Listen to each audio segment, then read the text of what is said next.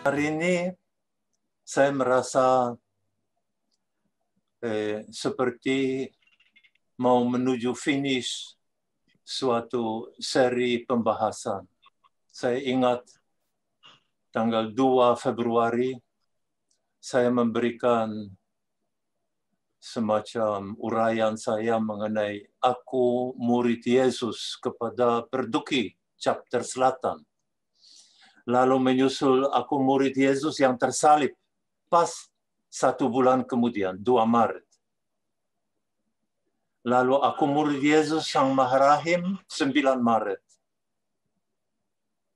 Yang berikutnya yang keempat, aku murid Yesus berseru kepada Bapanya 16 Maret. Dan hari ini seperti penutup. Aku murid Yesus membenamkan diri dalam lautan sengsara dan kerahimannya. Sebelum saya mulai memasuki pembahasan yang sesungguhnya, saya mau mengungkapkan semacam keprihatinan saya sehubungan dengan tema hari ini, yaitu membenamkan diri dalam sengsara Yesus. Yesus menyebut momen pembenaman diri di dalam sengsara dan kerahimannya sebagai inilah jam kerahiman yang besar bagi seluruh dunia. Bagi saya kalimat ini sangat mencolok. Jam kerahiman yang besar bagi seluruh dunia. Jadi ini bukan perkara Indonesia, bukan perkara Polandia, tapi seluruh dunia. Allah mau menjangkau semua orang tanpa peduli agama atau apapun juga. Namun, sekaligus dengan sabda Yesus itu, muncul pertanyaan yang sulit dijawab. Mengapa para murid Yesus di Indonesia sampai sekarang agak lamban menerima jam kerahiman, agak menjaga diri supaya jangan terlalu terlibat di dalamnya. Dan biasanya dijawab begini, ya dari dulu sebab tidak jelas apa yang harus didoakan pada saat itu. Maka orang yang daripada berpikiran panjang lebar, mereka memilih koronka saja pada jam 3. Paling-paling mereka mendahului koronka itu dengan 3-4 seruan kepada Allah Bapa yang sederhana, selesai. Jadi jam kerahiman itu terbatas sekali. Kalau bisa ini jangan ditayangkan dulu ya, oke? Ya. Tapi jawaban betul itu bisa diterima, tetapi seandainya sudah diberi penjelasan panjang lebar, ya, semua diberi keterangan selengkap-lengkapnya, tetapi kebanyakan orang tetap memilih koronka bukan mengadakan jam kerahiman seperti dikehendaki oleh Tuhan. Muncul pertanyaan, ada apa? Dan bisa juga dijawab dengan cara sederhana, ya mereka sudah terbiasa, bertahun-tahun melakukannya, tidak ada yang menegur. Entahlah. Atau ada jawaban juga, apakah mereka sadar bahwa ini permohonan dari Yesus sendiri untuk mengadakan jam kerahiman pada jam 3 petang? Jangan-jangan mereka berpikir bahwa itu hanya sejumlah orang yang sibuk dengan kerahiman ilahi agak memaksakan jam kerahiman itu. Bisa juga dipikirkan begini, manusia memang tidak suka berubah, dan yang sudah menjadi kebiasaannya Dia tidak mau coba yang baru. Bahkan banyak orang sungguh takut berdoa dalam keheningan hati, padahal itulah ciri khas jam kerahiman. Berdoa dalam keheningan hati. Kalau perlu, hadir di hadapan Tuhan, percaya pada kehadirannya, dan diam. Biar Tuhan sendiri berkarya. Ya, saya tidak mampu menjawab pertanyaan mengapa terjadi begini. Tetapi saya teringat terus sabda Yesus kepada Santa Faustina, pandanglah dan masuklah ke dalam sengsaraku. Jadi ini bukan hanya membaca doa tertentu, tetapi masuklah ke dalam sengsaraku. Atau sabda yang lebih sederhana, engkau paling menyenangkan hatiku ketika engkau merenungkan sengsaraku yang pedih. Saya selalu berpendapat bahwa Yesus tidak pernah bohong. Kalau dia bilang bahwa engkau paling menyenangkan hatiku kalau engkau merenungkan sengsaraku yang pedih, mengapa masih ada yang ogah-ogahan ya untuk merenungkan sengsara dalam keheningan batin? Padahal pada jam 3 petang dan juga sebelumnya, Yesus meninggalkan segala-galanya. Coba berpikir sejenak. Tubuhnya dihancurkan oleh para algojo yang menyesak dia tanpa ampun. Tubuh, mau kamu dihancurkan tubuhku? Oke.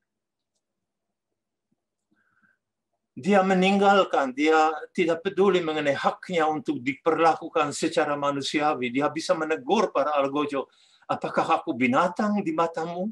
Tapi dia tidak pernah mengatakan itu. Lalu terjadi tusukan dari dalam komunitasnya. Ada yang mengkhianati. Ada yang menyangkal. Yang lain, semua lari. Di hadapan Pilatus, dia tidak pernah menuntut haknya untuk dibela. Apalagi di hadapan Hanas dan Kayafas, dia tidak minta apa-apa. Ketika dia sudah disalibkan, dibawa ke dalam Golgota, dia dilucuti seluruh pakaian, telanjang bulat. Pada waktu dia sudah disalibkan, bajunya diundi oleh prajurit. Ibunya yang mendampingi dia terus-menerus dan mendoakan, dia percayakan kepada Yohanes yang mungkin rasul termuda dari semua yang lain.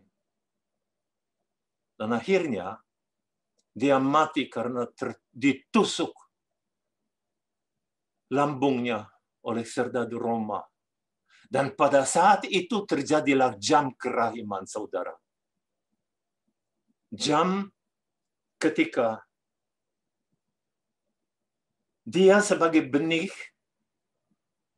gandum, besoknya kita akan bacakan Injilnya, mati. Mati untuk menghasilkan buah berlimpah.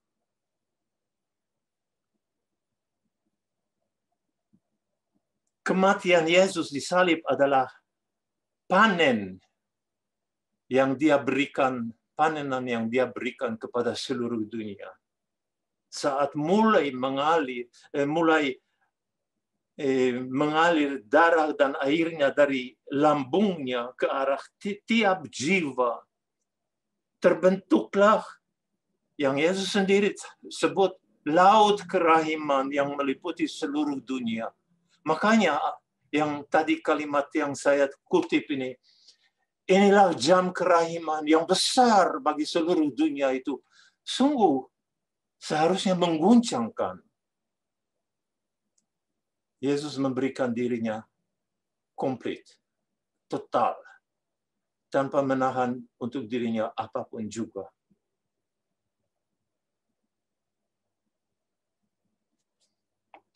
Saudara, kita memasuki bagian pertama. Tadi hanya pengantar. Yesus dan Allah pada umumnya sangat memahami bahwa manusia tidak bisa memahaminya.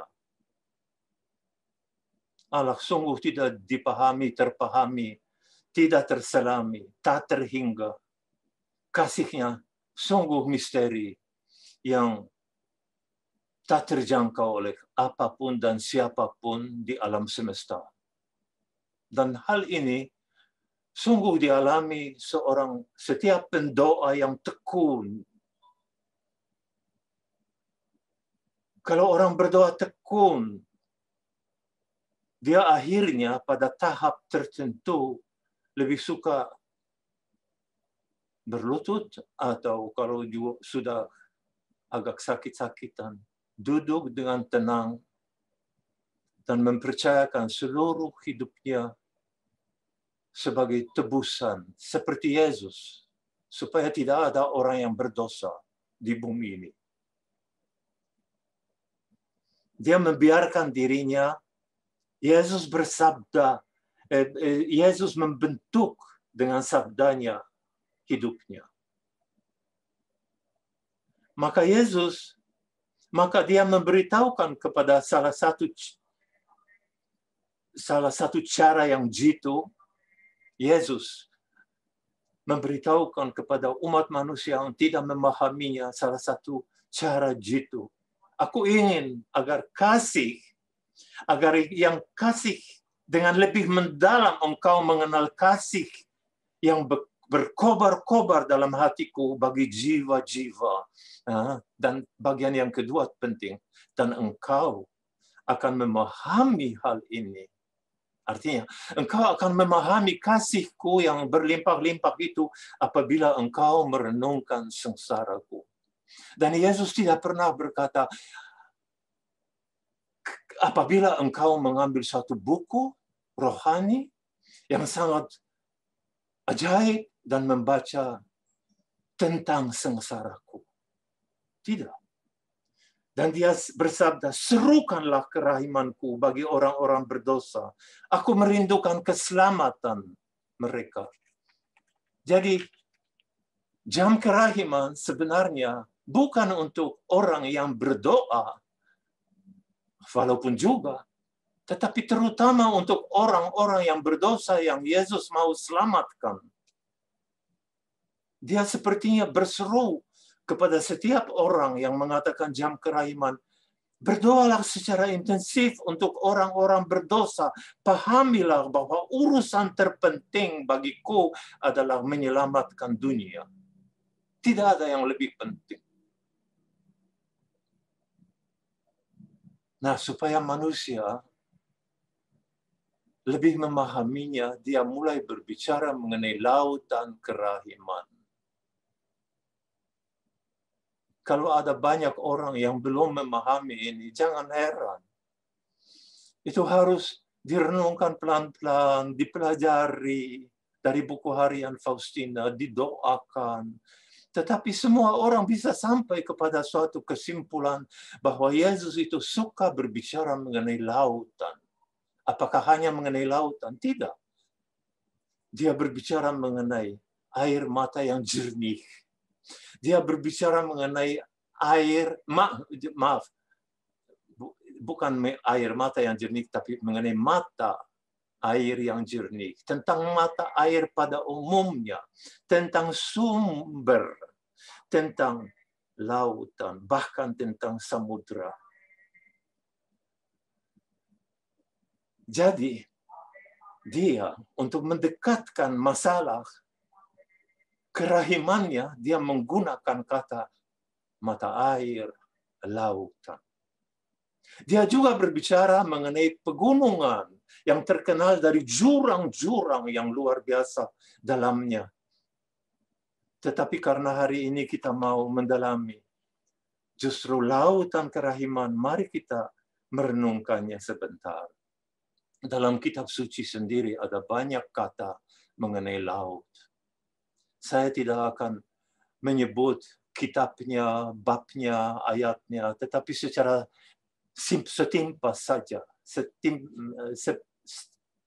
hanya sebentar saja. Kitab suci berbicara mengenai air yang bergelora, laut yang luas terbentang, tetapi ruang itu begitu besar sehingga tidak terjangkau oleh mata manusia. Namun terbendung, tertutup, dibatasi. Allah berkuasa atas lautan, dia menghardik laut dan mengeringkannya malah. Batas-batasnya air, jangan melanggar titahnya, kata penulis kitab Amsal. Tapi yang menarik perhatian kita pada hari ini adalah justru apa yang dikatakan Yesus tentang lautan kerahimannya. Dia berbicara mengenai itu berkali-kali. Karena ini penting, saya akan menyebut nomor dalam buku harian Faustina. Yang pertama, 718. Dia berkata kepada Faustina, karena kepapaanmu sedemikian besar, aku telah menyatakan kepadamu seluruh lautan kerahimanku. Engkau malang, enggak punya apa-apa. Justru karena tidak punya apa-apa dan tidak pernah membanggakan apa-apa, aku mau menyatakan kepadamu seluruh lautan kerahimanku. Dan berkat itu, Faustina semakin mengandalkan Tuhan. Dia mengandalkan Tuhan, melawan segala harapan. Biar aku terisap oleh bumi, aku tidak pernah akan lupa mengandalkan Engkau. Tadi 708, sekarang 178. Mengapa Faustina diberitahu mengenai laut kerahiman? Karena dia merendahkan diri. Kata Yesus, dengan merendahkan diri engkau menarik seluruh lautan kerahimanku kepada dirimu sendiri dan kepada jiwa-jiwa lain. Itulah yang Yesus mau. Tinggalkan segala-galanya asal jiwa memilikinya. Karena itulah saya berbicara pada awal mengenai Yesus tinggalkan segala-galanya. Dia tidak menahan apapun bagi dirinya sendiri.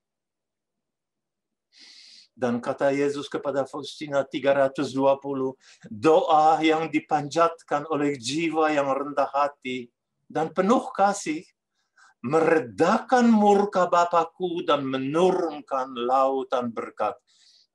Anda sudah mendengar bahwa murka Allah itu bukan murka manusia.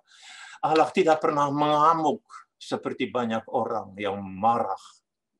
Dia murka pada dosa, bukan pada orang berdosa. Nah, doa dipanjatkan oleh yang rendah hati seperti Faustina, meredakan murka dan menurunkan lautan berkat. Dan itu terjadi pada jam kerahiman, saudara. Coba dengar 1777.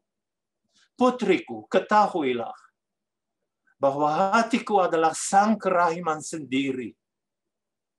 Dari lautan kerahiman ini, rahmat mengalir ke seluruh dunia. Putriku, aku ingin agar hatimu menjadi kediaman kerahimanku. Aku ingin supaya kerahiman ini mengalir ke seluruh dunia lewat hatimu. Yesus memilih Faustina yang tanpa pendidikan, boleh dikatakan. Sebagai saluran, boleh dikatakan mungkin utama di antara manusia, saluran lautan kerahiman. Aku telah membuka hatiku, 15:20. sebagai mata air kerahiman yang terus mengalir. Saya dulu membaca ini dan berpikir metafora, perkataan yang boleh dikatakan puitis. Benarkah Yesus sampai sekarang mengalirkan darah dan airnya? Tapi saya nggak tahu. Saya yakin bahwa itu adalah kenyataan. Dunia ini dibanjiri Allah. Dunia sebenarnya dibanjiri lautan kerahimannya. Ini kenyataan. Kita tidak melihatnya seperti tidak melihat Allah. Kita malah tidak melihat Yesus. Kita memandang tabernakel, kita memandang hosti, tapi kita memandang Dia yang tak kelihatan.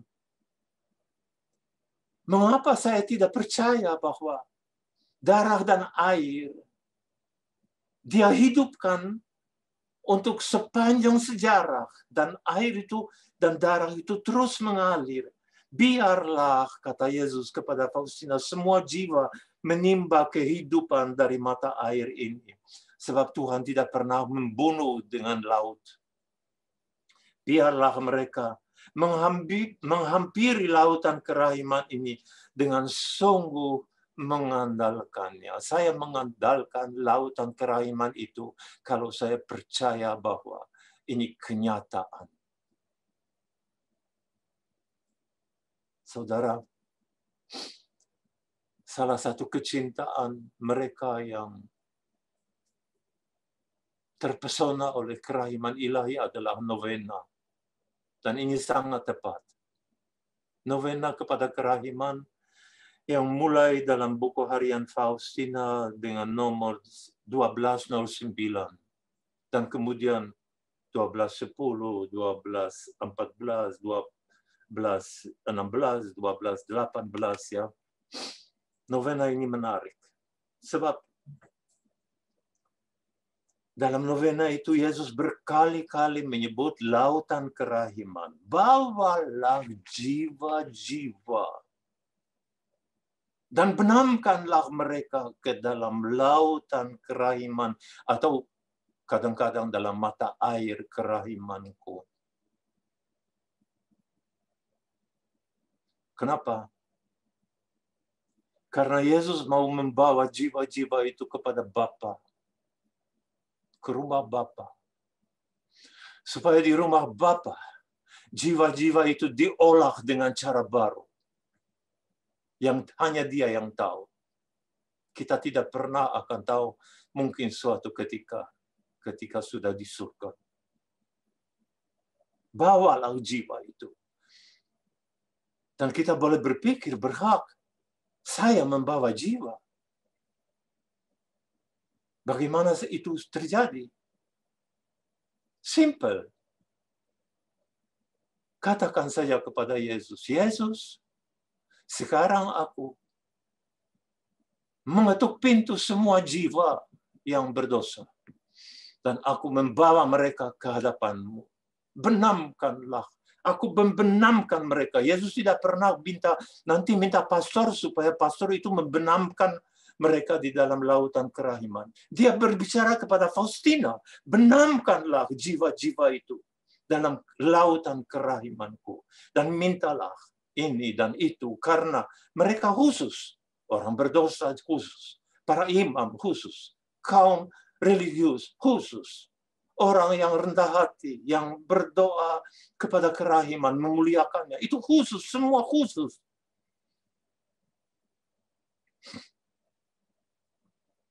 Membenamkan. Saudara, mari kita berpikir sejenak saja mengenai lautan biasa. Banyak keluarga membawa anak-anaknya ke tempat yang namanya laut. Dan anak-anak itu bersama dengan keluarga masuk ke dalam laut itu. Sampai lutut, sampai tengah badan, sampai leher. Dan ada yang berani berenang di dalam lautan itu. Membenamkan diri di dalam laut searti dengan masuk ke dalam air laut itu demi mengalami kekhasannya, kedalamannya, bahayanya, dan juga nikmatnya. Semua ada. Dan kita tahu bahwa banyak orang tenggelam di dalam air karena air itu begitu bergelora, begitu menakutkan, begitu menghisap tenaga manusia, sampai ada yang mati di dalam laut. Betapa manusia rapuh terhadap materi yang dia sungguh tundukkan terus-menerus. Tapi coba ingat salah satu sabda Yesus yang tercatat dalam Injil Matius bab 18 ayat 6. Siapa yang menyebabkan salah satu dari orang-orang yang kecil ini tidak percaya lagi kepadaku, lebih baik batu penggilingan diikatkan pada lehernya dan ia ditenggelamkan di laut yang dalam.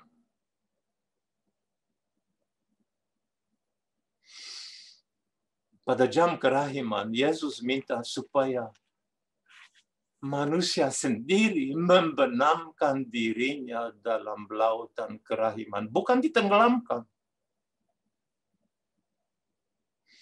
Yesus sangat berharap agar jiwa setiap waktu membenamkan semua kelemahannya, semua kesalahannya, segala dosanya dalam lautan kerahiman.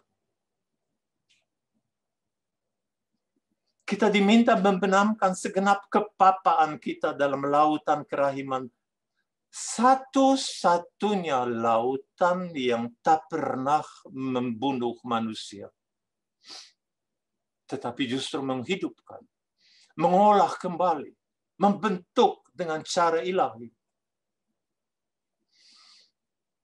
Faustina sangat memahami bahwa ia tidak pernah dirugikan pada saat ia membenamkan diri dalam atau jiwa lain di dalam kerahiman Yesus. Saya tidak mau mengutip kata-kata Faustina sebab banyak sekali mengenai dia membenamkan diri dalam lautan kerahiman, tapi sebagai bukti bahwa ada 2 atau 3 saja. 225. Semakin papa jiwaku, semakin ku rasakan lautan kerahiman Allah yang melanda aku dan memberiku kekuatan serta kemampuan yang besar. Inilah manusia yang sudah mengalami lautan itu yang unik. Atau 948. Dalam sengsara Yesus, aku melihat seluruh lautan kerahiman. Jadi Yesus, Faustina bukan hanya membatasi lautan kerahiman itu pada luka di dalam lambung Yesus yang mengalirkan darah dan air dan yang kemudian bercahaya sebagai sinar, tetapi dia melihat lautan itu di dalam seluruh sengsara, karena sepanjang sengsara itu Yesus menumpahkan darahnya. Sehingga ia berdoa, 249. Yesus, engkau andalanku. Aku percaya akan lautan kerahimanku. Engkau seorang ibu bagiku. Nah, sekarang sudah setengah jam lewat 13:33. Saya mau menguraikan sedikit, membahas bersama dengan Anda, dengan bantuan Anda.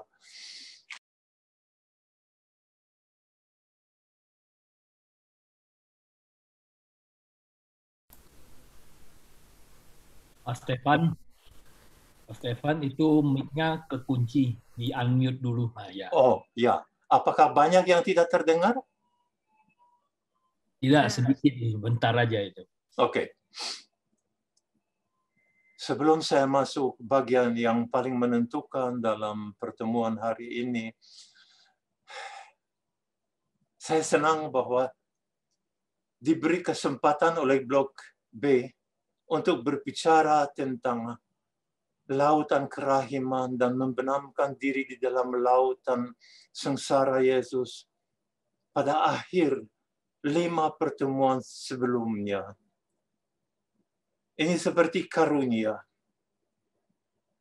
Anda perlu ingat bahwa Yesus membuka rahasia mengenai jam kerahimannya, boleh dikatakan tidak terlalu jauh sebelum Faustina meninggal. Saya berpendapat bahwa jam kerahiman adalah surat wasiat terakhir Yesus kepada Faustina. Sebab sebelumnya dia sudah berbicara mengenai gambar, mengenai pesta kerahiman, mengenai koron kaya. Yang kelima justru mengenai, masih dia omong mengenai perbuatan, doa, dan kata kerahiman yang harus diterapkan dalam pertemuan dengan sesama. Dan yang terakhir surat wasiatnya adalah Yesus wafat pada jam yang mengubah alam semesta. Dia berbicara hanya 2 kali mengenai jam kerahiman. Saya akan membacakan teksnya yang pertama yang tercantum dalam 1:3:20. Pada pukul 3 sore,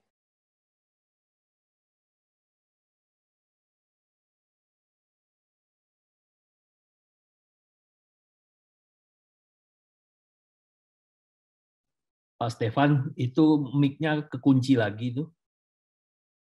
ada yang mengunci barangkali ya. Maaf ya kalau sebab saya tidak pencet apa-apa. Mohonlah kerahimanku khususnya untuk orang-orang berdosa. Dan meskipun hanya sebentar, benamkanlah dirimu dalam sengsaraku, khususnya kesendirianku di saat aku menghadapi sakratul maut.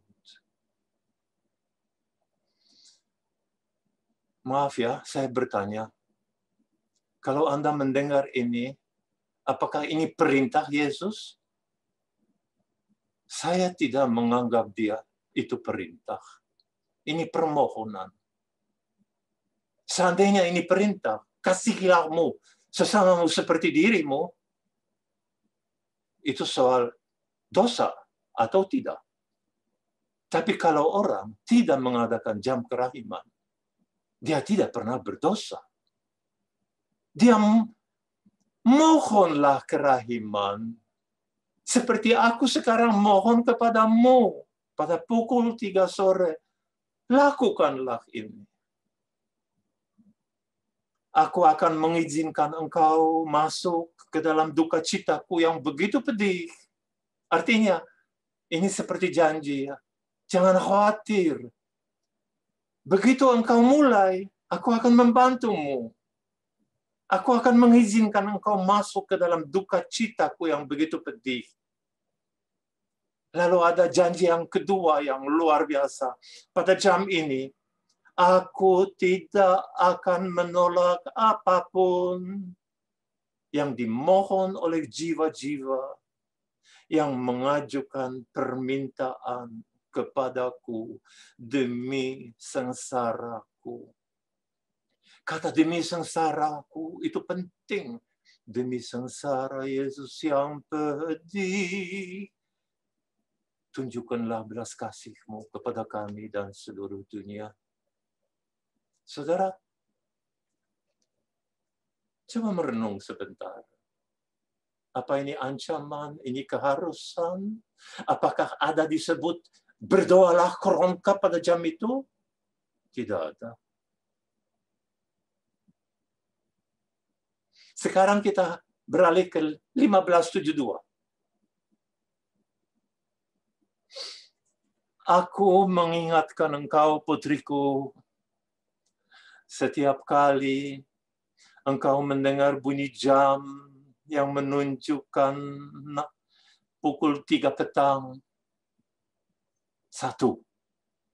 Benamkanlah dirimu sepenuhnya dalam kerahimanku, sambil menyembah dan memuliakannya. B. Mohonlah bantuannya yang maha kuasa bagi seluruh dunia, khususnya bagi orang-orang berdosa yang malang. Jadi siapa jiwa yang paling difavoritkan oleh Yesus? Justru orang-orang berdosa seperti kita ini yang sangat membutuhkan pengakuan dosa, pengampunan dosa. Sebab pada saat ini kerahimanku terbuka lebar bagi setiap jiwa. Artinya ada saatnya Yesus sepertinya tidak sedemikian murah hati seperti pada jam kerahiman. Maaf kalau saya tidak mau menyinggung hati Yesus, tetapi dia sepertinya bilang, ini jam istimewa, manfaatkanlah. Pada jam ini engkau dapat memperoleh segala sesuatu bagi dirimu sendiri dan bagi orang-orang lain yang engkau doakan.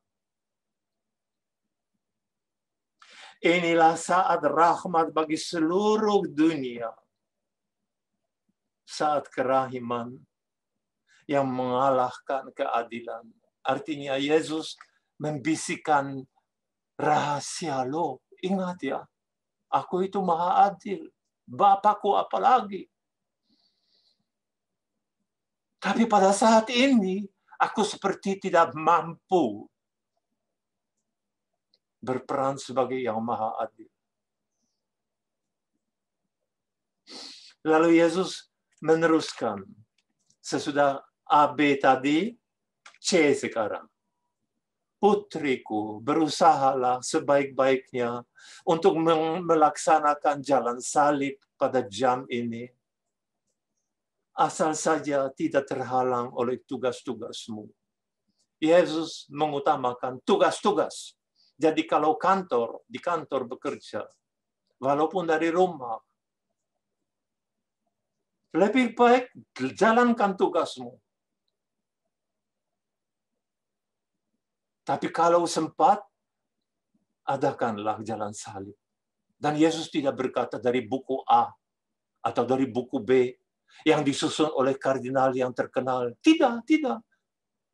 Kalau dia berkata, adakanlah jalan salib, dia dengan sendirinya menyerahkan itu kepada kita. Mau yang lama, setengah jam, mau yang 3 menit, itu urusanmu. Mau seluruh jalan salib yang 14 perhentian atau hanya pilihan seperti misalnya saya suka perempuan, maka saya mau merenungkan Yesus bertemu dengan Bunda Maria, Yesus bertemu dengan Veronica, Yesus bertemu dengan putri-putri Sion yang menangisi dan meratapinya. Terserah. Atau mau yang laki-laki, Simon Petrus, ada Simon Kirene, dari Kirene ada di situ, ada Pilatus di situ. Ya. Atau tertarik pada 3 kali Yesus jatuh, silakan. Lalu G. Kalau tidak mungkin melaksanakan jalan salib, sekurang-kurangnya masuklah ke kapel. Barang sejenak. Barang sejenak itu berlutut. Yesus engkau andalanku, bangun keluar. Itu barang sejenak. Dan sembahlah hatiku yang penuh kerahiman dalam sakramen Maha Kudus. Itu cukup dilakukan dengan menundukkan kepala, dengan mengikut sertakan hati di dalamnya. Dan Yesus seperti tawar-menawar dengan mereka yang mau mengadakan jam kerahiman. Dan kalau untuk masuk ke kapel pun tidak mungkin, dimanapun kebetulan engkau berada, benamkanlah dirimu dalam doa, biar hanya sebentar.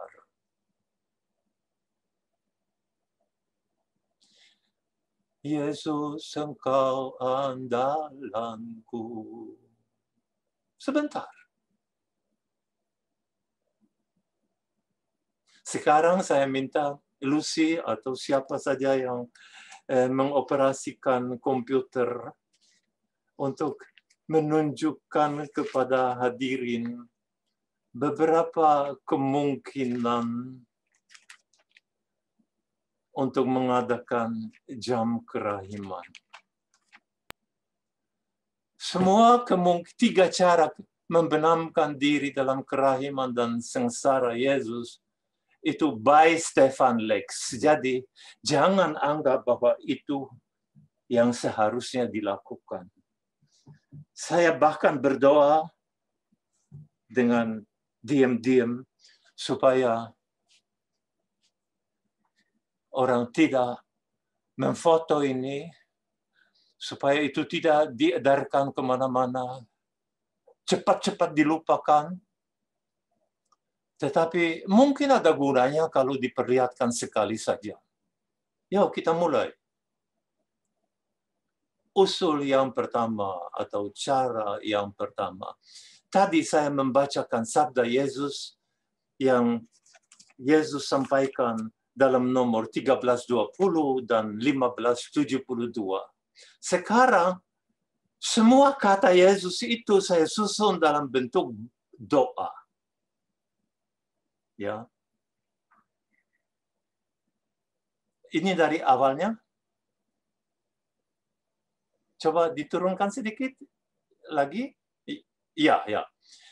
Yesus Tuhanku, berkat-Mu aku boleh berjam kerahiman. Dan coba hening sebentar. Yesus Tuhanku, berkat-Mu aku boleh berjam kerahiman. Aku mohon bantuan kerahiman-Mu. Yesusku, Yesusku. Kerahiman-Mu yang maha kuasa bagi seluruh dunia. Bagi keluargaku yang jauh. Bagi mereka yang masih di purgatorium. Bagi mereka yang tidak mengenal-Mu. Khususnya bagi orang-orang berdosa. Terutama aku. Tetapi aku tahu, Yesus, bahwa ada banyak orang yang berdosa luar biasa. Yang dikutuki manusia karena diperlakukan tidak manusiawi. Yuk kita naik.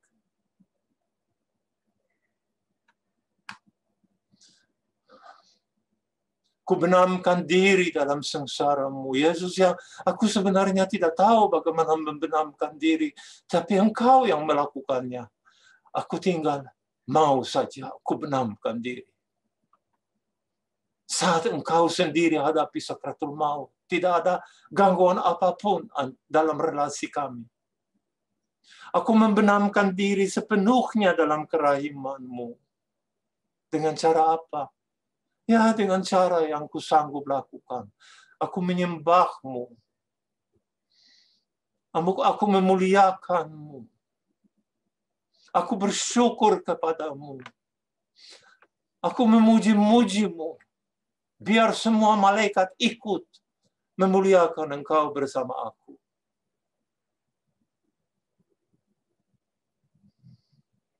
Engkau sendiri telah memberitahu kepadaku, ya Tuhan, bahwa ini saat besar bagi seluruh dunia. Izinkanlah aku mengalaminya sebaik-baiknya. Ya terus. Pada saat ini, aku tahu itu dari-Mu. Kerahiman-Mu terbuka lebar bagi setiap jiwa, juga untuk mereka yang tidak percaya pada-Mu. Tetapi buat apa kami murid-murid-Mu di bumi ini? Bukan untuk mencari jiwa-jiwa itu, biarpun hanya melalui doa. Maka Yesus, aku mempersembahkan kepadamu seluruh dunia yang saya tidak kenal dan tidak pernah akan saya kenal. Izinkanlah aku mengalami duka cita-Mu yang pedih, seperti Engkau janjikan dulu kepada Faustina. Jangan menolak doaku yang Kau ajukan kepadamu. demi sengsaramu.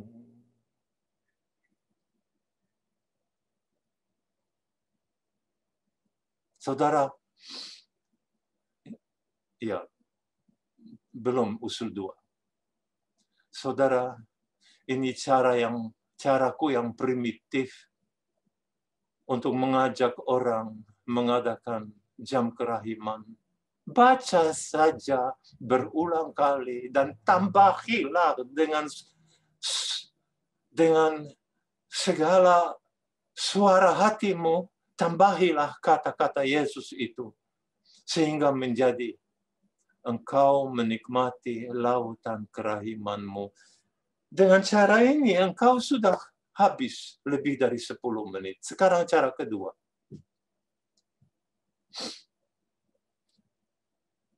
Inilah usul yang hendaknya disesuaikan dengan selera sendiri. Ini semua saya. Jangan anggap itu sebagai, wah, harus begitu, ampun deh.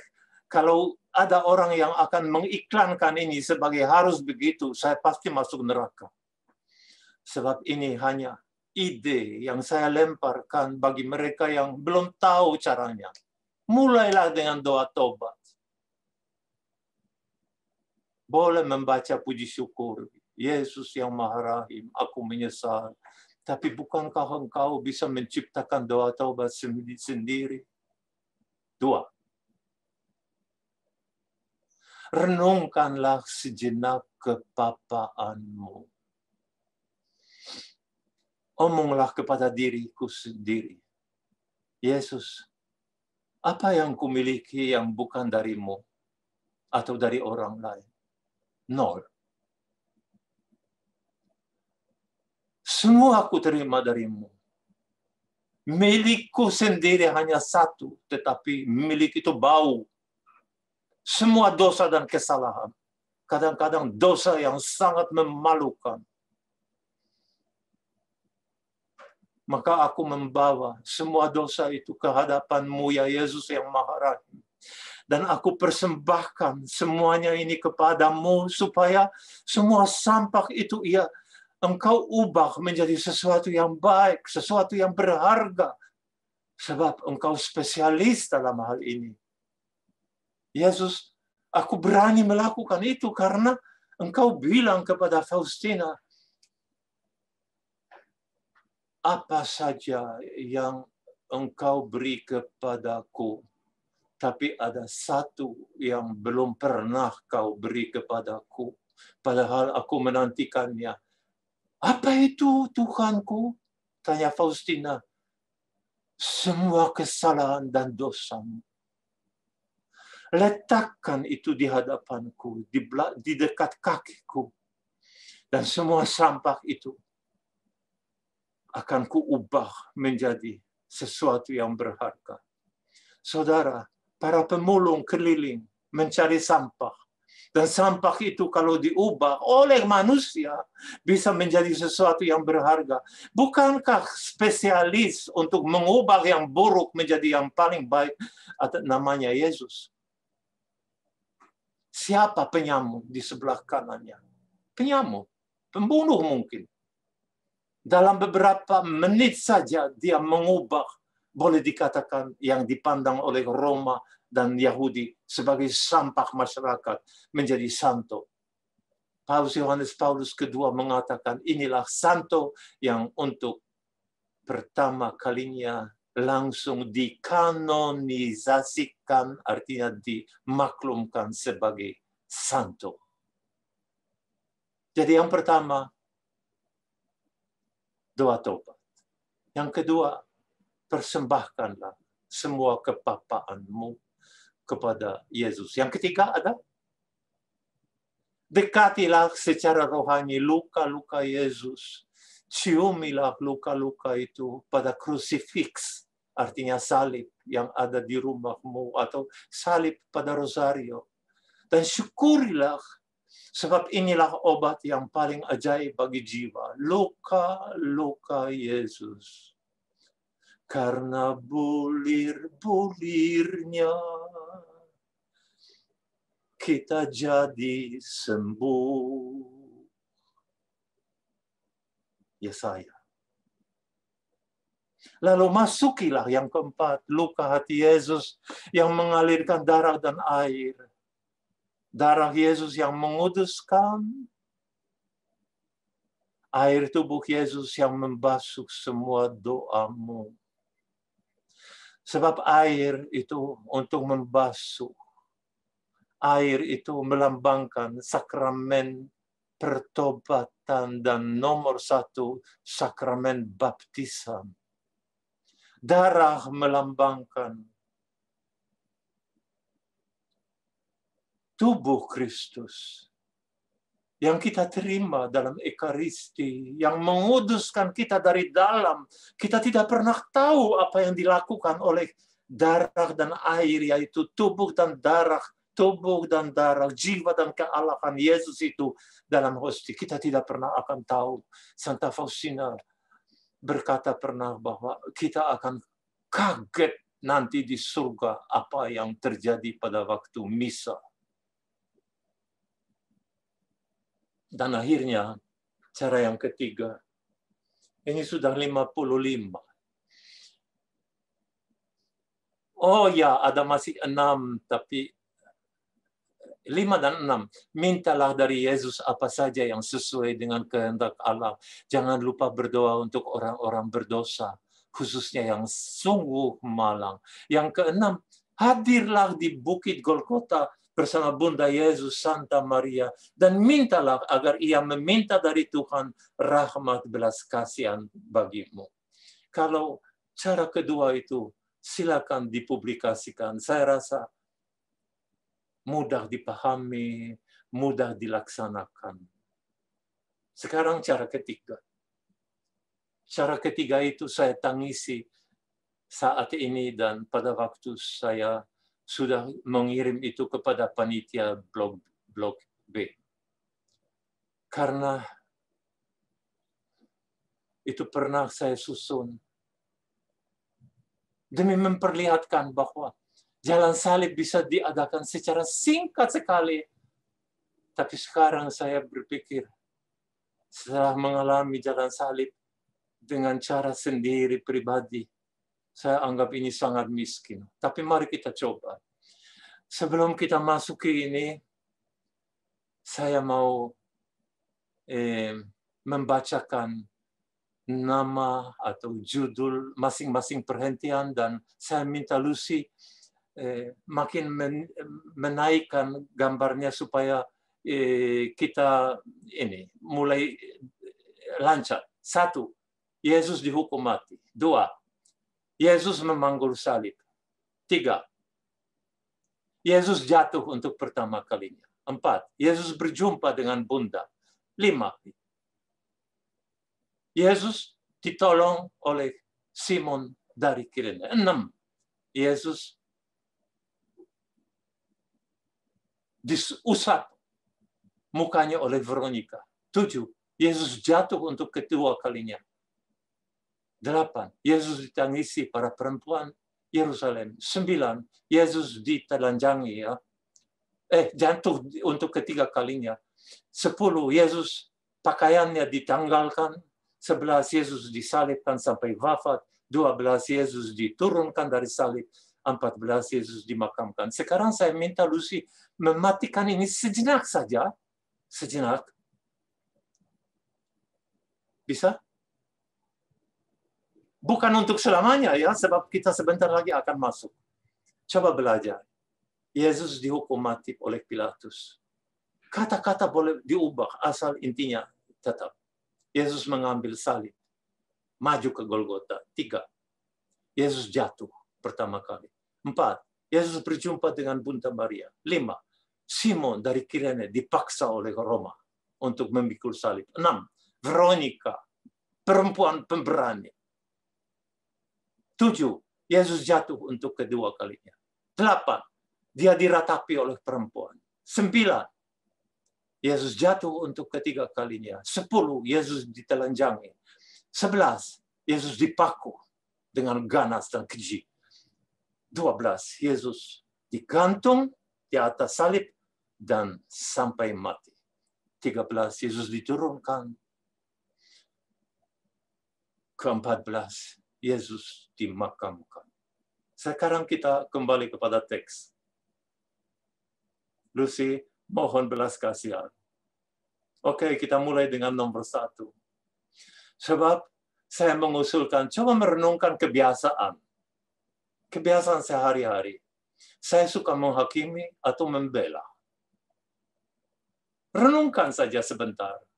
Yesus, engkau dihukum mati. Aku begitu gampang menghakimi orang. Curiga. Keluarkan penilaian saya yang tidak pernah diperiksa kebenarannya. Yesus, ampunilah aku. 2. Engkau memanggul salib ya Yesus. Padahal saya dan begitu banyak orang lari dari derita.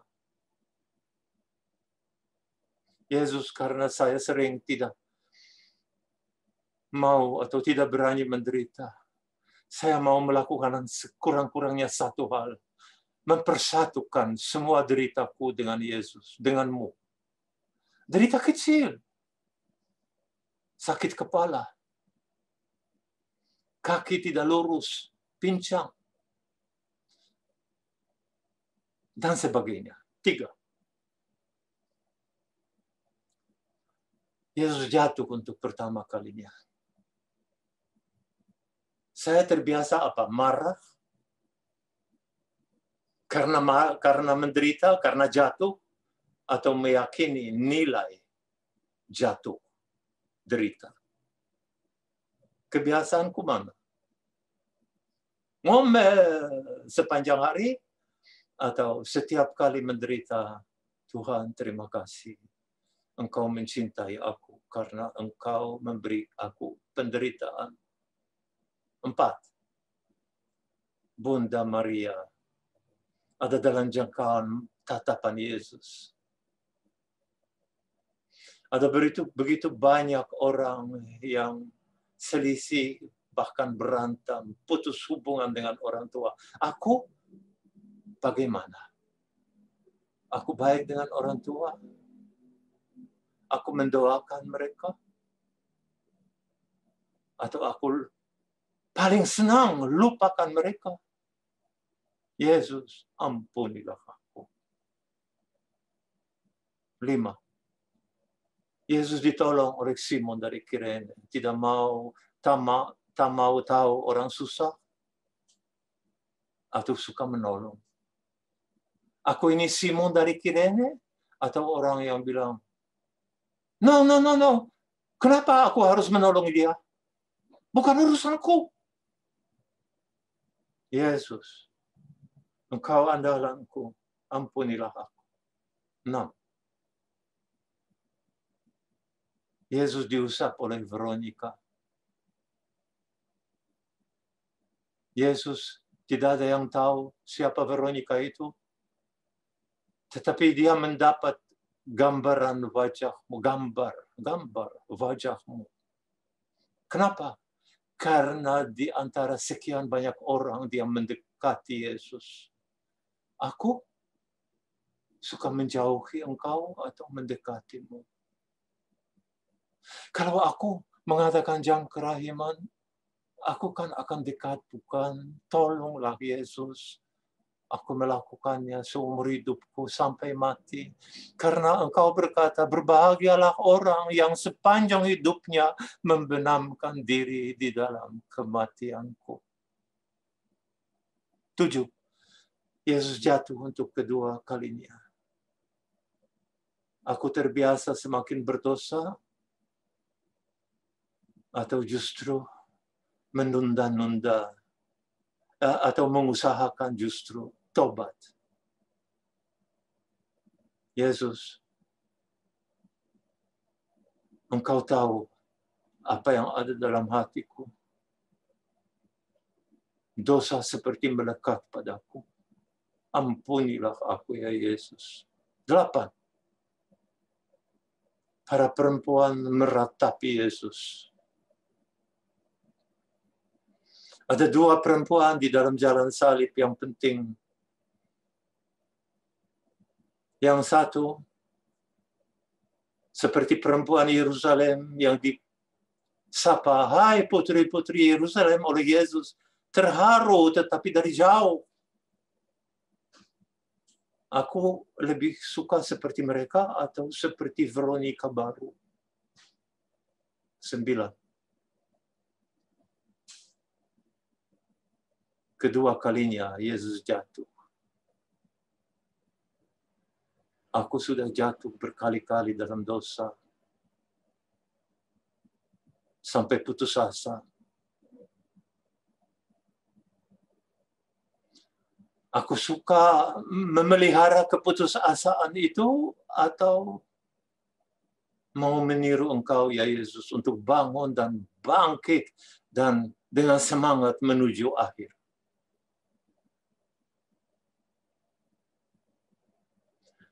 Yesus, ampunilah aku.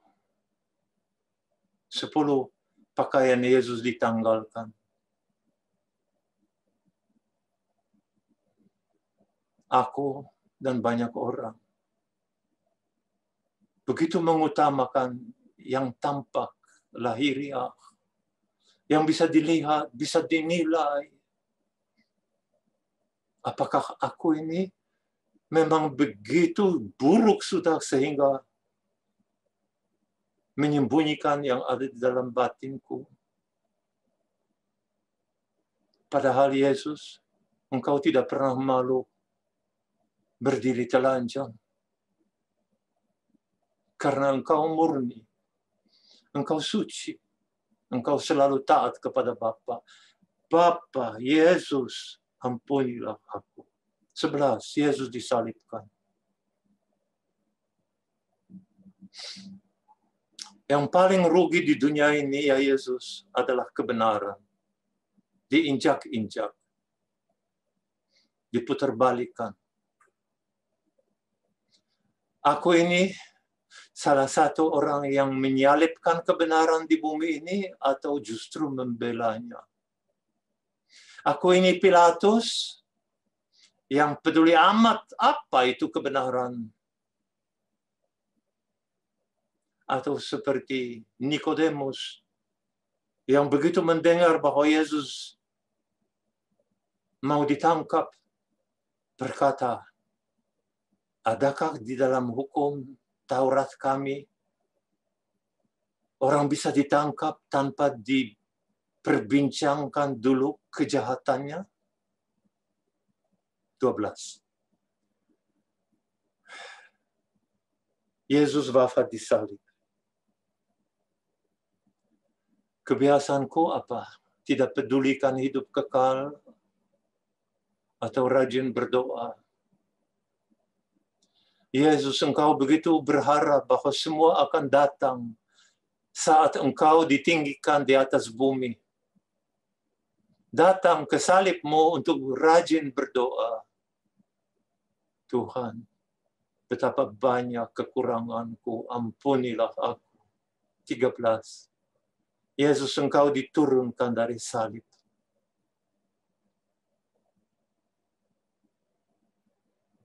Bunda Maria begitu sibuk mencium luka-lukamu. Sebab dia peka terhadap setiap orang yang meninggal dunia. Dia mendoakan yang meninggal. Aku? Tuhan, ampunilah aku. Yang ke-14.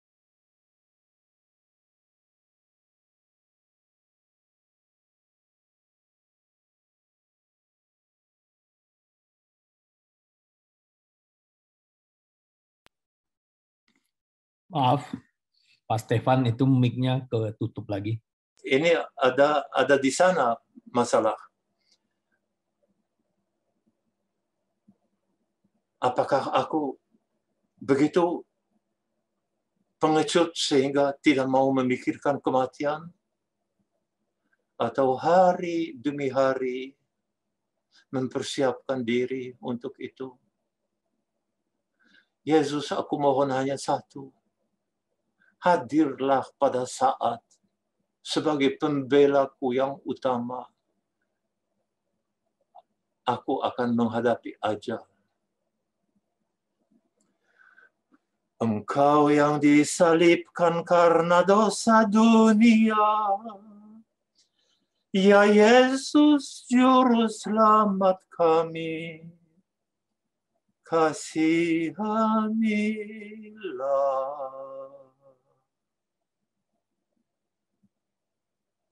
Saudaraku, terima kasih atas pertemuan terakhir ini.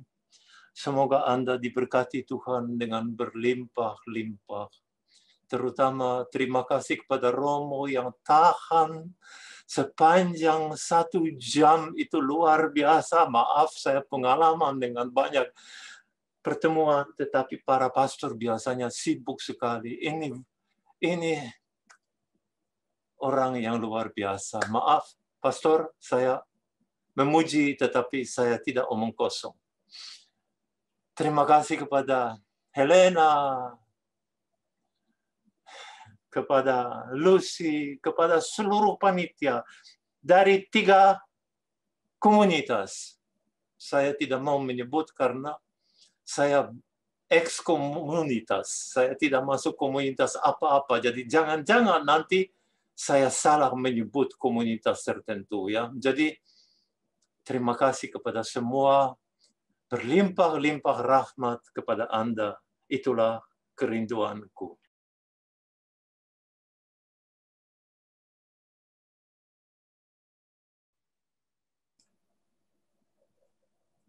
Silakan memimpin acara selanjutnya.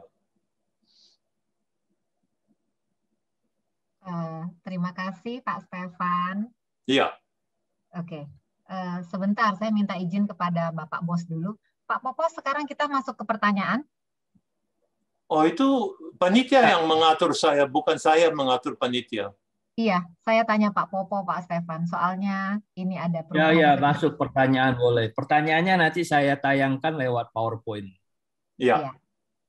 Oke. Siap dengan menjawab pertanyaan ya Pak Stefan. Sekarang kita punya waktu 30 menit untuk pertanyaan. Siapa yang berbicara kepadaku? Lucy, Pak Stefan. Oke, Lucy, sahabatku.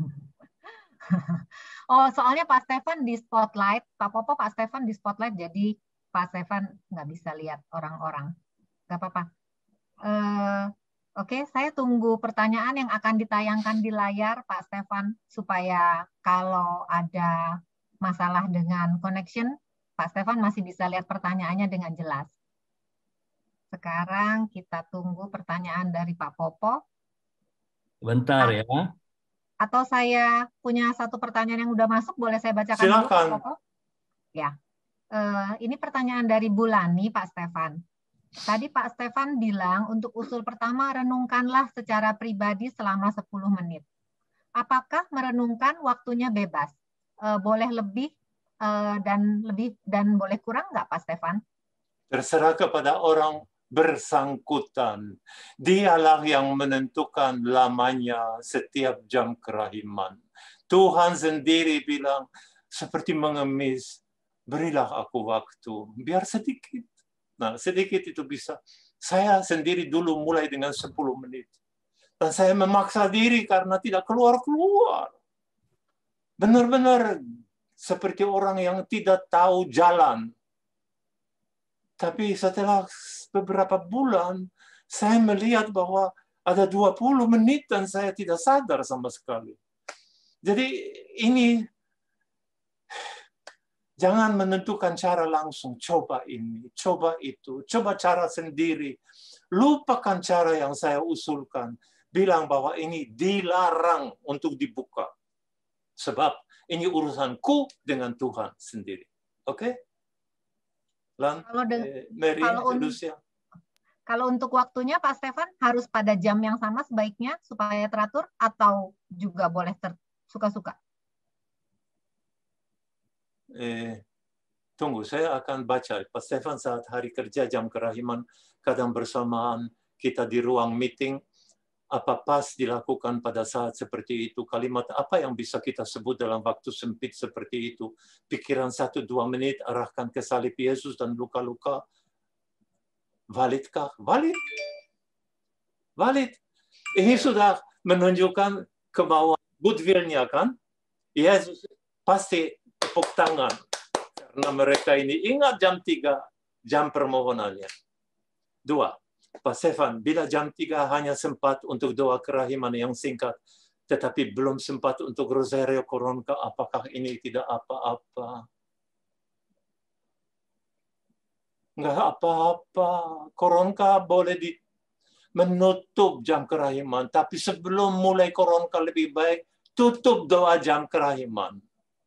Tutup jam kerahiman. Tuhan, sekian jam kerahiman dari saya pada hari ini. Hanya 3 menit. Terima kasih Tuhan ya. Sekarang aku mau berdoa Koronka. Oke. Peter Ponianto, Paroki Matias, Shalom. Terima kasih banyak. Pada saat merenungkan sengsara Yesus pada jam 15 selama 7 sampai 10 menit, bolehkah langsung dilanjutkan doa Koronka buat jiwa-jiwa, misalnya 5 luka Yesus bagi jiwa.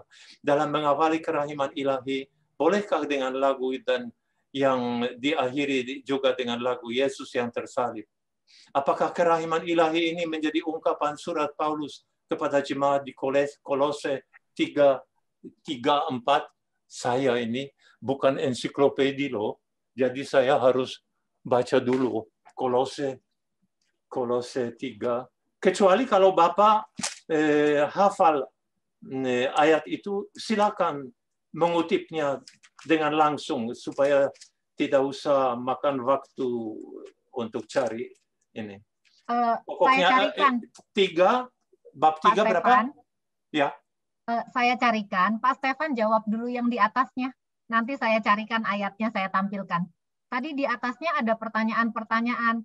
Pak Papa tolong tampilkan lagi deh. Kita jawab satu-satu aja Pak Stefan. Valid.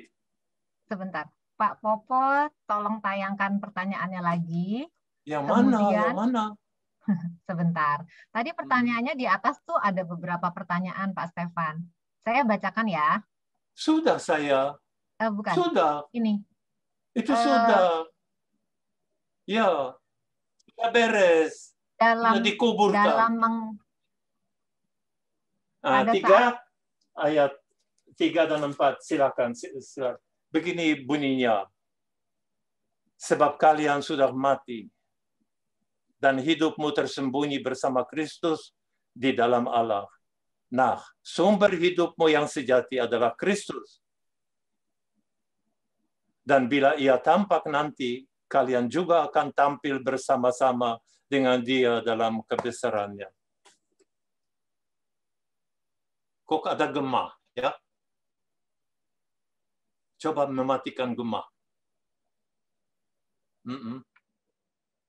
Barangkali dari yang penanya,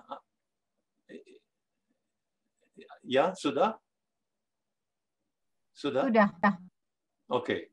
Saya menanggapi. Menurut saya Kolose 3 sampai 4 itu tidak ada hubungan dengan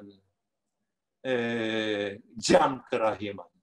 Jam kerahiman itu sama sekali tidak disebut. Ya, sebab jam kerahiman adalah ciptaan Yesus sendiri untuk masa yang berat sekarang. Yesus tahu apa yang sebaiknya diusulkan kepada umat manusia, apalagi kepada murid-muridnya, dan kapan waktunya. Ada banyak hal, misteri yang masih tersimpan dalam hati Yesus, dan saya sesuatu yang baru. Tapi yang jelas, Yesus melalui Faustina menciptakan peristiwa, ada gambar kerahiman ilahi, ada pesta kerahiman ilahi, ada Koronka kerahiman ilahi, ada jam kerahiman ilahi. Itu semua ciptaan Dia sesuai dengan kairos, yaitu saat yang sekarang kita alami. Kairos. Saat yang sekarang kita alami. Kairos bisa penuh sukacita, bisa juga penuh duka cita. Dan kita sedang, umat manusia berada dalam kairos, penuh duka cita. Jarang sekali ada begitu banyak orang yang meninggal. Bahkan boleh dikatakan tidak pernah. Karena dulu pandemi ada, sering. Tapi berapa orang yang meninggal dunia? Sekarang berapa penduduk dunia? Coba berpikir, pandemi masa lampau itu kecil-kecilan, walaupun heboh sekali pada waktu itu.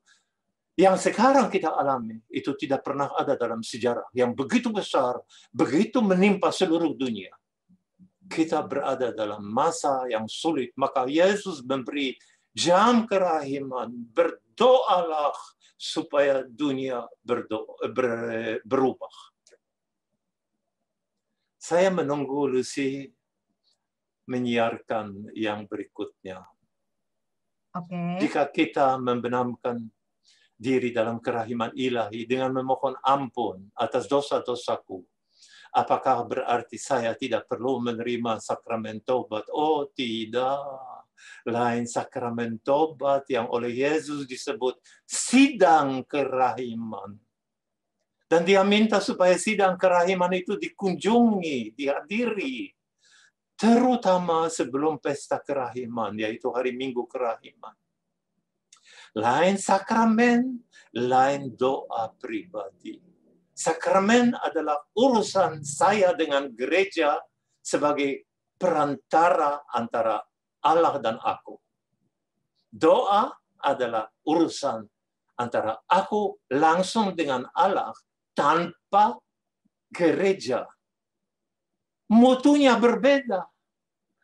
Yesus memberi kepada Faustina seorang bapa pengakuan dosa. Tapi berkali-kali, baca saja dalam buku harian Faustina. Kalau dia berkata kepada Faustina, kalau engkau menyembunyikan apa yang ku pesan, apa yang ku katakan, kau sembunyikan terhadap bapa pembimbingmu, engkau akan bertanggung jawab berat kelak atas kelalaian itu. Pertanyaan yang kedua, apa maksudnya Veronica baru? Ya, Veronica artinya pribadi yang mengusap darah dari wajah Yesus. Coba merenung, saya baru mendapat video sebentar.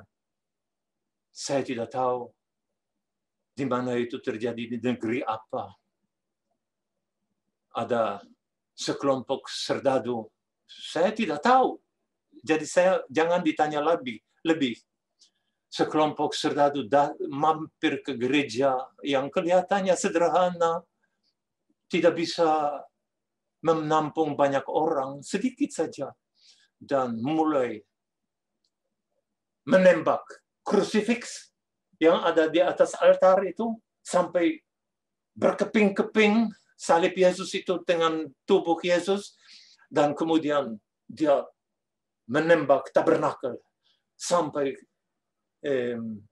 piala terbang dari tabernakel dan semua hosti tersebar di mana-mana. Mengerikan. Itulah yang dilakukan manusia di masa sekarang. Usaplah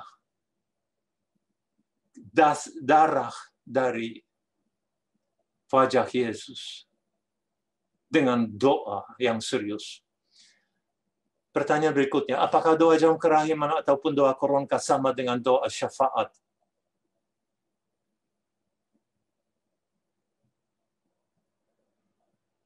Dua-duanya tidak sama dengan doa syafaat. Doa syafaat itu kata yang asing bagi Indonesia walaupun sering dipakai.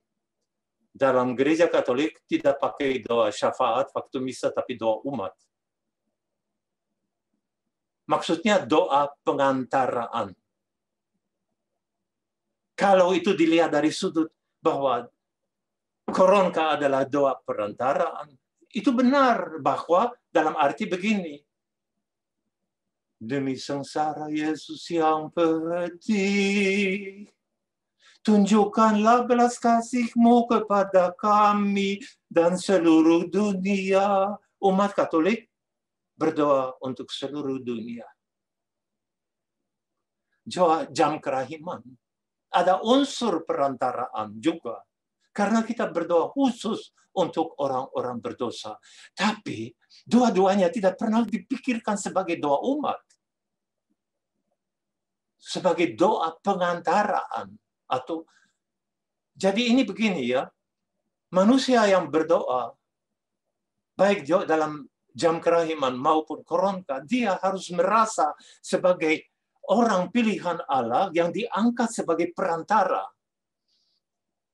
Tetapi dia mengucapkan doa itu karena diberi oleh Yesus. Jadi ini sebenarnya doa Yesus sendiri dan dia hanya mengulanginya.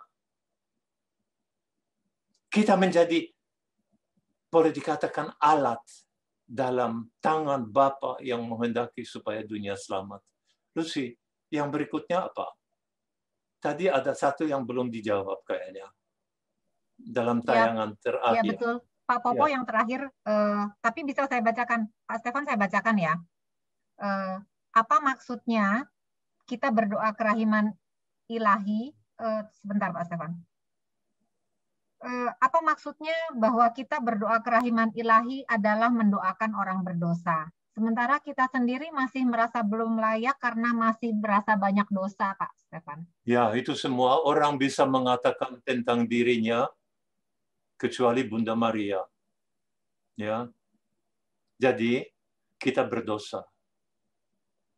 Tapi jujur saja, Anda suka berdosa? Enggak. Kalau Anda suka berdosa, itu berarti Anda berdosa berat. Tapi saya yakin sebagai murid Yesus Anda tidak suka berdosa. Artinya Anda berdosa, titik. Ada orang yang sukacitanya berdosa dari pagi sampai malam. Dia memproduksi senjata demi senjata, semakin canggih, supaya semakin banyak orang dibunuh. Itu orang berdosa berat. Ada orang yang dari pagi sampai malam menculik anak. Itu tipe manusia yang sungguh-sungguh memalukan di dalam umat manusia. Cukup? Ya, Pak Stefan, ketika tanpa sengaja saya lupa pada jam kerahiman, apakah saat kita ingat kembali, apakah bisa dilakukan? Ini pertanyaan tersendiri ya. Lucy? Iya betul Pak Stefan, ini pertanyaan berikut. Ya, kalau sudah lupa sampai 20 menit, ya lupakan saja. Sebab jam kerahiman, jam wafat Yesus sudah lewat 20 menit. Tapi kalau lewat 5 menit, 7 menit, ya tawar-tawarlah dengan Tuhan. Tuhan, boleh saya masih mengadakan jam kerahiman karena saya lupa. Mungkin dia akan bisikan, hei, lupa atau mau lupa? Soalnya kemarin juga lupa. Kemarin dulu juga lupa. Yang benar aja, lupa atau memang sengaja.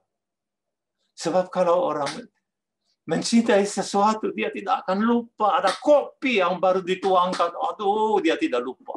Dia minum langsung. San Mare Bintaro Jaya Bernadette Esther, Pak Stefan Lex dalam doa kerahiman ilahi yang diadakan oleh komunitas-komunitas kerap diadakan doa spontan. Nah, dalam doa spontan itu ada umat yang berdoa kepada Bapa, ada yang berdoa kepada Yesus, dan ada juga yang berdoa kepada Roh Kudus. Meskipun jarang, ada juga yang berdoa kepada Bunda Maria. Saat tahun Santo Yosef ini, ada umat yang berdoa kepada Santo Yosef. Menurut Pak Stefan, sebaiknya ditujukan kepada siapakah doa yang kita daraskan saat kerahiman ilahi? Kepada Bapa, kepada Yesus, atau kepada Roh Kudus? Bisakah kita juga menunjukkan doa saat kerahiman ilahi itu kepada Bunda Maria dan Santo Yosef? Saudaraku yang terkasih, saya mau memperlihatkan satu buku, judulnya Compendium Devosi Kerahiman Ilahi. Ini tidak mahal. Mereka yang Inggris yang ikut dulu Kongres Kerahiman Ilahi di Pontianak mendapat buku ini gratis setiap peserta kongres. Nah, kalau ada di sini peserta kongres yang sudah dapat tapi belum pernah baca, kasihlah kepada orang yang haus akan segala pengetahuan mengenai kerahiman ilahi. Semua dijelaskan. Kita mengatakan jam kerahiman Yesus. Bukan jam kerahiman khusus untuk Allah Bapa seperti Koronka. Maka semua doa harus ditujukan hanya kepada Yesus. Titik. Kepada Faustina pun tidak. Kepada Bunda Maria tidak. Tapi begitu doa jam kerahiman selesai, yuk mau Koronka kepada Allah Bapa. Bukan kepada Yesus. Bapa yang kekal, ku persembahkan kepadamu. Mau berdoa luka-luka Yesus? Silakan. Mau kepada Santo Yosef? Silakan. Tapi jangan campur adukan. Karena di Indonesia ada gado-gado. Jangan menggado-gadokan doa. Berikutnya, Lucy. Berikutnya, apakah masih ada pertanyaan, Pak Popo? Kalau sudah nggak ada, kita masih punya tidak ada lagi. Sebentar, Pak Stefan, belum. Masih sebentar ya. Masih ada. Ya, bentar. Karena Pak Popo harus pindahkan ke PowerPoint, Pak Stefan, supaya bisa dibaca oleh Pak Stefan. Jadi merepotkan ya. Lucy, sampaikanlah kepada dia, maaf saya bahwa itulah terlalu cepat menjawab pertanyaan sehingga dia tidak sampai pada waktunya. Pak Stefan, saya sering ingin mendoakan orang-orang yang berdosa, terutama orang-orang yang di sekitar saya. Tapi saya ragu karena saya berpikir siapakah saya ini menghakimi sesama saya. Saya kan juga manusia penuh dosa. Lalu bagaimana sebaiknya Pak Stefan? Aku jawab lucu. Kalau ragu untuk berdoa, itu salahnya di mana ya? Sebab seorang murid Yesus seharusnya menjadi pendoa dan dia jangan memikirkan aku ini pantas, jangan-jangan aku dianggap oleh Yesus bahwa saya menghakimi. Berdoalah saja. Santo Benedictus Abbas berkata, ora et labora. Jangan memikirkan dua hal-hal lain. Berdoalah dan berkaryalah. Dua ini jangan pernah lepas dari hidupmu. Terima kasih sang penanya. Berikutnya, Pak Stefan, saya pernah mendengar bahwa dalam proses Via Dolorosa tidak ada Veronica membasuh wajah Yesus. Pertanyaan saya, kenapa ini ada dalam stasi Jalan Salib stasi ke-6? Mohon pencerahan. Ini bukan pernah mendengar. Ini gereja dari awal mulanya tahu bahwa Veronica itu adalah seorang murid Yesus yang diam-diam. Veronica itu bukan namanya. Veronica mendapat nama karena dapat gambar, ikona dalam bahasa Latin. Vera ikona dalam bahasa Latin berarti gambar asli. Jadi Veronica adalah perempuan yang punya gambar asli. Sekarang persoalannya, aku gambar asli dari Tuhan. Anda juga. Pastor juga. Lucy juga. Helena juga. Sekarang pertanyaannya, mau menjadi gambar wajah Yesus bagi orang lain? Serius? Jadilah santo santa. Ayo. Itu baru. Bahwa ini mungkin tradisi tanpa sejarah, bisa jadi.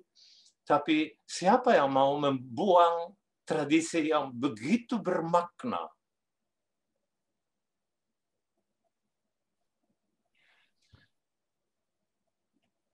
Bagaimana tindakan praktikalnya untuk menjadi Veronica baru itu? Mudah-mudahan sudah dijelaskan. Kalau tidak jelas, renungkan apa yang dikatakan. Terima kasih. Pak, mohon penjelasan. Dalam BHSF 31, mengapa Suster Faustina dilempari dosa apakah yang telah dia perbuat? Itu harus tahu konteksnya. Dia dilempari oleh semua orang yang mengenalnya dia sudah lama karena dia menuju kepada altar untuk menjadi santa. Coba baca konteksnya. Yesus pernah memperlihatkan kepada dia akan jadi apa suatu ketika. Bahwa dia akan menjadi santa yang luar biasa, yang dikagumi laki-laki maupun perempuan. Dan dalam mimpi atau penglihatan yang ajaib itu, dia melihat dia mau digebuki, mau dilempar-lempar, sampai sapu dilempar pada dia, kotoran semua, karena ini gambaran manusia yang tidak mau mengakui Faustina semasa hidupnya. Mereka melihat dia santa. Kau sombong luar biasa, kata seorang superior kepada dia. Kau menghujat lo. Nah itu lemparan kotoran pada Faustina. Tapi akhirnya dia sampai ke altar dan semua mulai berdoa, Santa Faustina, doakanlah kami. Seperti kita sekarang. Yang berikutnya. Berikutnya masih ada Pak Popo? Apakah jam kerahiman ilahi adalah jam 3 siang atau jam saat Yesus wafat? Sebab saat Yesus wafat di Golgota jam 3, tapi di Jakarta mungkin bukan jam 3. Itulah justru kepintaran Yesus. Dia itu penjala, ya, penjala manusia. Dan dia tahu, dia astronomi, dia hafal. Ya, dia tahu bahwa dengan beredarnya matahari, berubahlah jam di seluruh bumi. Di Polandia sekarang pagi. Sekarang kita sudah siang, jam 14.36 loh. 14.36. Nah, dia menjala. Ayo, dari Jepang dulu, terus Korea, Tiongkok, semua dia jala. Demi sengsara yang Yesus yang pedih, sekian banyak orang merenung, mengadakan jam kerahiman. Dan lautan kerahiman itu timbul terus mengalir. Saya sering sampai seperti bayi yang bodoh. Saya tepuk udara yang ada di sekitarku. Hai lautan kerahiman, benamkanlah aku. Tapi itulah fantasiku. Mungkin karena sudah tua. Ada lagi? Jam kerahiman harus ditujukan kepada Yesus, bukan ditujukan kepada Allah Bapa. Tapi bukankah Allah Bapa dan Yesus adalah satu pribadi? Hei. Ada 3 pribadi. Kok satu Allah tapi 3 pribadi? Ini yang pertama. Yang kedua, Allah Bapa tidak pernah mati di salib. Roh Kudus juga tidak pernah. Jadi ini identitas khusus Yesus saja. Tidak ada jam kerahiman dalam arti seperti kita rayakan sekarang pada jam 3, yaitu jam kematian Yesus. Hati-hati. Yesus dan Bapa bukan satu pribadi. Satu Allah. 3 pribadi. Tadi yang lain sudah dijawab, ya. Di atasnya ada satu pertanyaan Pak Stefan yang belum dibaca. Ya, coba lihat.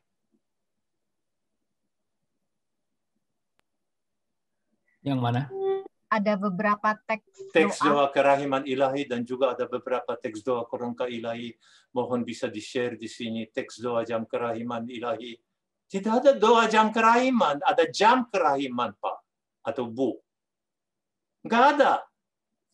Kalau orang mencari doa-doa yang diusulkan oleh para suster dari Krakow, yaitu dari pusat kerahiman ilahi seluruh dunia, Krakow Łagiewnicki di Polandia, maka saya menyebut doa itu,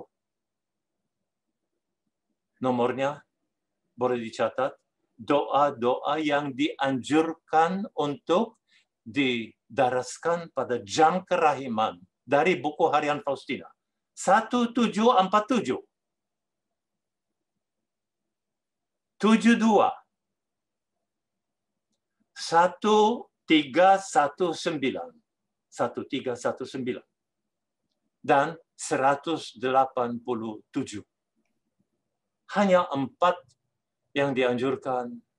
Silakan. Hanya saya mohon, jangan dibacakan saja, tapi direnungkan. Nah, tadi pertanyaannya saya belum jawab seluruhnya. Coba ditunjukkan dulu, sebab ini penting. Sebab saat wafat Yesus, tapi teks doa koronka yang biasa, itu ada di buku harian Faustina.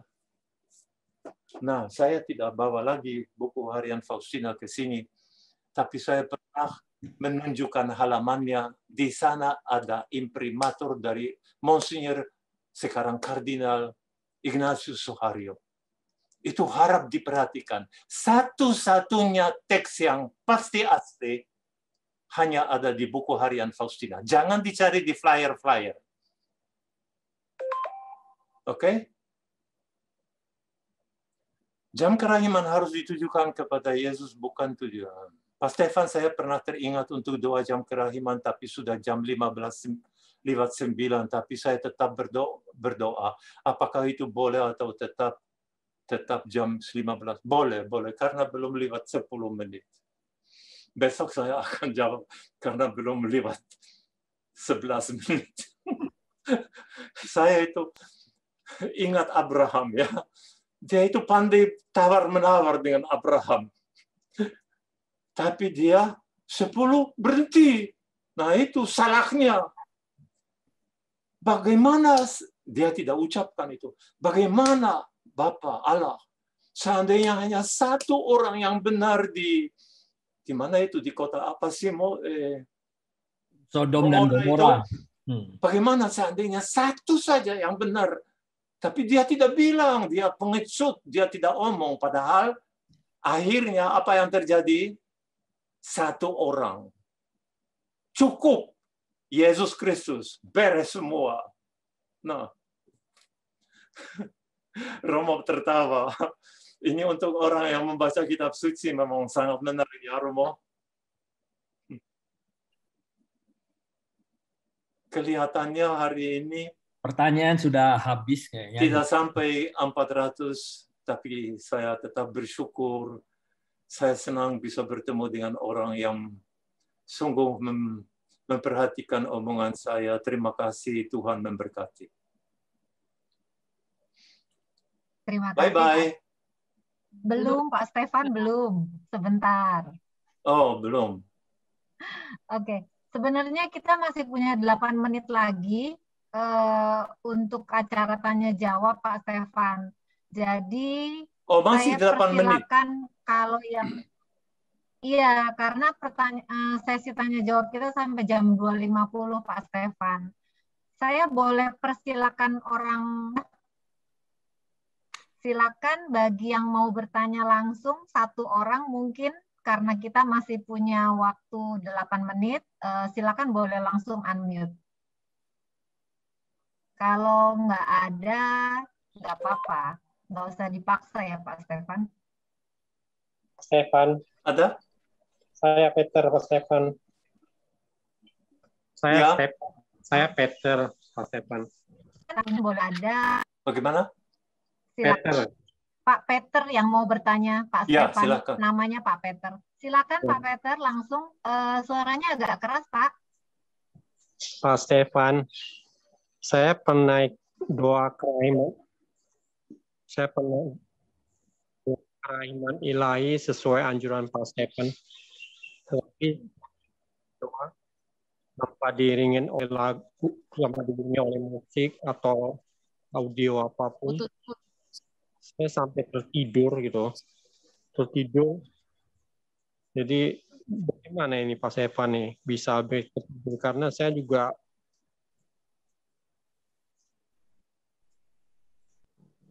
ya ingin sekali untuk bisa berdoa dengan benar, tapi sampai tertidur. Ini bagaimana menurut Pak Stefan? apakah boleh diiringi dengan musik atau apa gitu? Pak Peter, syukurlah tertidur, sebab kalau orang tertidur tidak berdosa. So jadi nggak apa-apa ya. Begini ya, begini. Masih ada 6 menit kan, Lucy? Iya, boleh. Boleh saya menawarkan diri? Jelas. Tutup. Begini ya. Dalam arti masih meneruskan sesaudara. Seandainya saya ditanya apakah saya pakai cara pertama atau cara kedua atau cara ketiga, saya akan jawab saya tidak pakai cara itu. Cara itu terus berubah. Setiap jiwa itu unik. Dan setiap jiwa berkembang dengan cara sendiri, dibimbing oleh Tuhan sendiri. Nggak perlu buku, nggak perlu macam-macam, hanya berdoa, berdoa, berdoa, dan akhirnya ada sedikit hasilnya. Saya mau kasih contoh bagaimana saya berdoa mengikuti jalan salib itu akhir-akhir ini. Saya hanya mungkin satu perhentian. Yesus dihukum mati. Karena ini doa spontan yang tidak diatur, tidak tertulis. Sabar ya, tunggulah. Yesus, engkau dihukum mati. Aku sungguh ingin tahu apa yang terjadi dalam hatimu pada saat itu. Engkau kaget. Engkau marah. Engkau kecewa dengan pimpinan Yahudi. Engkau memikirkan, percuma aku berkarya di antara mereka. Oh, Stefan, aku jujur saja. Aku kaget. Aku seperti masuk suatu jurang yang kalau saya jatuh di situ, tidak ada harapan bagi saya lagi. Aku dengan hukuman mati itu sudah dibunuh. Aku bahkan masuk neraka. Karena aku memang datang untuk mengalahkan neraka. Menyelamatkan orang yang bukan neraka. Makanya engkau tanya kesan saya. Aku tergoncang. Tapi aku langsung ingat keputusanku di Taman Getsemani. Bapa, bukan kehendakku, hendaknya terjadi, tapi kehendakmu. Dan aku dalam kepedihanku yang tidak ada ukurannya, bilang, ya Bapa. Makanya kalau engkau suatu hari kaget melihat keruntuhan, jurang yang seperti mau menelan engkau, berdoalah. Jadilah kehendakmu Bapa. Yesus, engkau andalanku.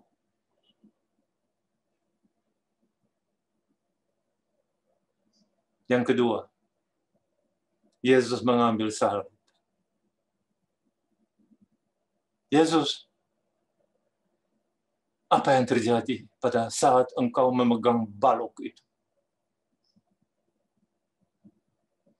Ketika aku memegang balok itu, aku baru merasakan betapa kasarnya itu.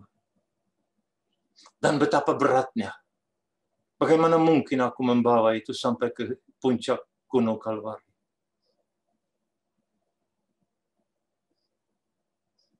Tapi aku tahu, inilah jalanku, jalan pilihan yang terbaik, karena ini jalan Bapa yang begitu mencintai aku, sehingga aku yakin semuanya akan jadi sesuai dengan kehendak Tuhan sehingga aku pasti sampai. Maka aku mencium salib itu. Aku membisikkan kepada Bapa, Bapa, aku pilihan-Mu.